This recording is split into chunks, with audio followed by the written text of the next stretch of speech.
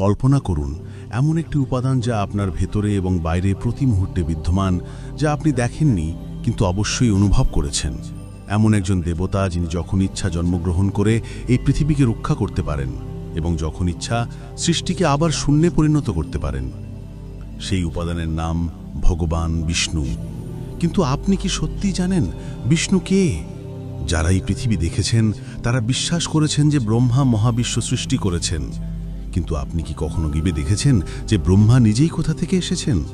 শাস্ত্রে বলা হয়েছে যে ব্রহ্মা বিষ্ণুর নাভি থেকে নির্গত পদ্ম থেকে জন্মগ্রহণ করেছিলেন, অর্থাৎ ব্রহ্মাও বিষ্ণুর সৃষ্টি। কিন্তু যদি বিষ্ণু সৃষ্টির আগে থেকেই অস্তিত্বে ছিলেন, তাহলে তিনি নিজেই কিভাবে অস্তিত্বে এসেছিলেন? এই রহস্যময় গল্পটি শেষ পর্যন্ত দেখুন, কারণ এই ভিডিওতে আপনি জানতে পারবেন বিষ্ণু কিভাবে জন্মগ্রহণ করেছিলেন, এই মহাবিশ্ব কে সৃষ্টি করেছিলেন এবং এই মহাবিশ্বে বিষ্ণুর ভূমিকা কী।